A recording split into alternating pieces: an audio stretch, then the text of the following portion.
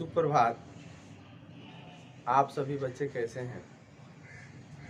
पिछले वीडियो में हम हिंदी के जो गोदली है उसका पार्ट 2 है, भारत का पुरातन विद्यापीठ नालंदा, जिसके लेखक है राजेंद्र प्रसाद। तो राजेंद्र प्रसाद के बारे में हम आपको पहले बता चुके हैं, उनकी जीवनी को बता चुके हैं कि राजेंद्र प्रसाद के पिता का नाम क्या था, उनके पिता का शौक क्या था, राजेंद्र प्रसाद की जीवनी जो हमारे देश के लिए क्या क्या किए, सबके बारे में हम आपको बता चुके हैं, ठीक है।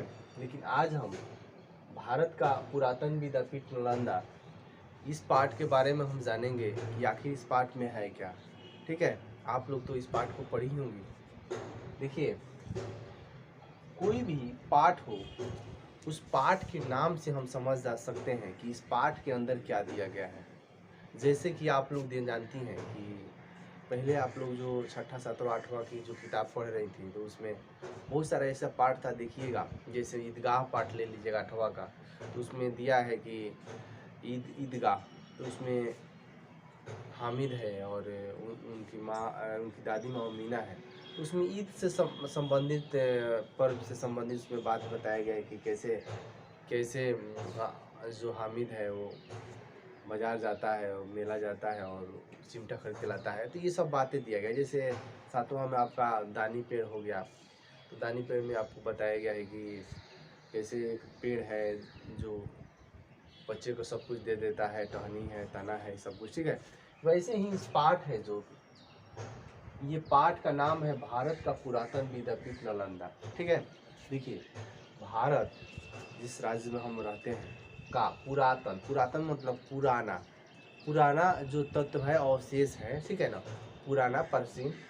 विद्यापीठ का मतलब हो जाए जहाँ ज्ञान का केंद्र, जहाँ हम ज्ञान करते हैं, अर्जित करते हैं। और नालंदा, नालंदा हमारे जो बिहार में एक जिला है नालंदा, ठीक है। तो ये उस वहीं के बारे में दिया गया है कि हमारा ये जो नालंदा है, ये हमारे एशिया महादेश में दो ही केंद्र था शिक्षा का, एक नालंदा विश्वविद्यालय और दूसरा विक्रमशिला विश्वविद्यालय। आप लोग इतिहास में पढ़ी होंगी। और ये जो था, ये बौद्ध धर्म का शिक्षा केंद्र था। यहाँ पे सभी लोग जाते थे, ग्रहण करते थे, क्योंकि भारत में यही दो विश्वविद्यालय था जहाँ हम लोग पढ़ते हैं कि शिक्षा ग्रहण करते थे लोग। कई हजार पुस्तकें थी और कई हजार टीचर उसमें थे, कई हजार बच्चे थे, ठीक है। आप लोग इतिहास की पुस्तक पढ़ते हैं तो सेम वही पाठ जो इतिहास में पढ़ती हैं, सेम वही चीज़ इसमें दिया गया है। इसके बारे में बखान किया गया है। बखान का मतलब है इसी अच्छाइयों के बारे में। जब भी हम पढ़ते हैं तो हमारे देश में भी एक शिक्षा का केंद्र था जहाँ बहुत से दूर दूर के लोग आते थे ग्रहण करने के लिए, ठीक है। देखिएगा, यहाँ जो इस पाठ में दिया गया है कि महात्मा बुद्ध से, महावीर से संबंधित, महात्मा बुद्ध से संबंधित ये यहाँ पे दिया गया था। और यहाँ पे क्या बोलते हैं, बहुत दूर दूर से लोग आते थे शिक्षा ग्रहण करने के लिए। और महात्मा बुद्ध के बारे में खास तौर से इस पाठ में जिक्र किया गया है। यहाँ बात यहाँ तक सीमित नहीं। देखिए, आपको हम बता दें कि यहाँ पे भारत में बहुत सारे शासक, ऐसे विदेशी शासक आए और राज किए और चले गए, ठीक है। कुछ यहाँ से अपना साम्राज्य बनाए और यहाँ के लोगों पर अत्याचार किए हैं, महिलाओं पर अत्याचार किए। और ख़ास तौर पे जो ऊंचे ऊंचे लोग थे, राजा थे यहाँ के, वहाँ इस दूसरे राजा यहाँ पे हमला किया और अपना साम्राज्य घोषित किया, ठीक है। लेकिन देखिए, वैसे ही एक बख्तियार खिलजी है, आप लोग उसके जीवनी को पढ़िएगा। बख्तियार खिलजी जो था वो विदेशी शासक था और हमारे भारत पर हमला किया। और भारत पर हमला जब किया तो देखिए, कोई भी शासक हमला करता है तो उसके राज्य को वो जीतता है, मारता है, काटता है। उसको किसी जाति धर्म से मतलब नहीं रहता है, उसको सिर्फ अपना शासन से मतलब रहता है। जैसे आप लोग आजकल देखती हैं कि अभी इजराइल में और फिलिस्तीन से दोनों में युद्ध हो रहा है, दोनों के लोग, आम लोग मर रहे हैं। वहाँ जाति धर्म से कोई नहीं है। वहाँ मस्जिद में रोज़ा के नमाज़ पढ़े जा रहे थे, कितना हमला हुआ। और इससे पहले आप लोग देखी होंगी, श्रीलंका में एक चर्च पर हमला हुआ था जिसमें बहुत सारे प्रार्थना कर रहे थे तभी मारे गए। तो देखिए, कोई भी जाति हो, जो शासक होते हैं बड़ा क्रूर होते हैं, उसको जाति धर्म से मतलब नहीं रहता है। कोई भी जाति, उसको हमला करना है अपना शासक, साम्राज्य, ठीक है। तो वैसे ही बख्तियार खिलजी एक शासक था, और वो जब भारत पर हमला किया तो पता किया यहाँ पे शिक्षा केंद्र कौन कौन से हैं, कहाँ लोग पढ़ते हैं तो देखा कि नालंदा विश्वविद्यालय और विक्रमशिला विश्वविद्यालय, 2 विश्वविद्यालय भारत में हैं। तो विक्रमशिला तो अभी आपका भारत में नहीं है, ये भारत से कुछ अलग हटके है। लेकिन यहाँ पे क्या किया, पहले वो भारतीय में था विक्रमशिला, तो यहाँ पे क्या किया कि ये क्या किया कि अपने सेना के साथ उस पर हमला कर दिया और कहा कि इसको नष्ट करना है।